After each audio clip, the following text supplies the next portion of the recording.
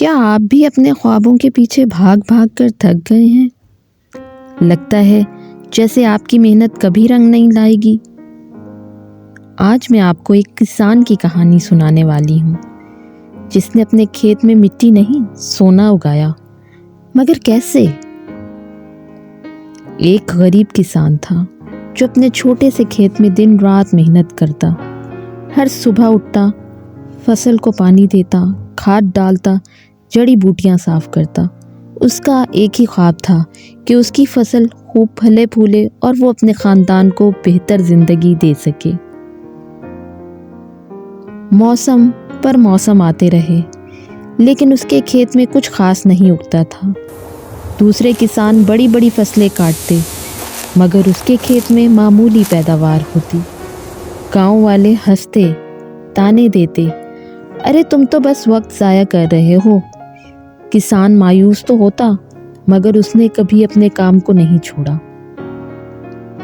ایک دن وہ کھیت میں کام کر رہا تھا کہ اسے ایک عجیب سا بیج ملا، چمکدار، بڑا، اور کسی نے پہلے ایسا بیج نہیں دیکھا تھا۔ کسان کے دل میں ایک امید جاگی۔ اس نے بیج بویا اور پہلے سے بھی زیادہ لگن سے کھیت کی دیکھ بھال کرنے لگا۔ پانی، کھاد، دھوپ، ہر چیز بہترین طریقے سے فراہم کی۔ ہفتے گزرے، مہینے بیت گئے، مگر وہ بیج نہیں پھوٹا۔ کوئی پتا نہیں نکلا، کوئی شاخ نہیں نکلی۔ لوگ اب بھی ہنستے، دیکھو اس پاگل نے کیسا بیج بویا ہے۔ کسان کے دل میں بھی شک پیدا ہونے لگا کہ شاید یہ بیج بیکار تھا، مگر اس کی محنت وہ چلتی رہی۔ ایک دن، کئی مہینوں کے بعد، ایک بارش کے بعد، وہ بیج پھوٹ پڑا، اور اس سے جو نکلا وہ کوئی پودا نہیں تھا، بلکہ وہ ایک سونے کا پودا تھا۔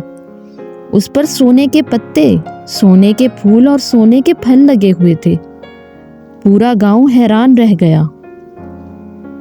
دوستو، یہ سونا ایک دن میں نہیں اگا، یہ کسان کے صبر، اس کی لگن اور اس کی مسلسل محنت کا نتیجہ تھا۔ فری لانسنگ میں، یوٹیوب پر، زندگی کے ہر شعبے میں نتائج فوراً نظر نہیں آتے۔ بہت سے قیمتی بیج ایسے ہوتے ہیں جنہیں پھوٹنے میں وقت لگتا ہے۔ کبھی یہ مت سمجھیں کہ آپ کی محنت ضائع ہو رہی ہے۔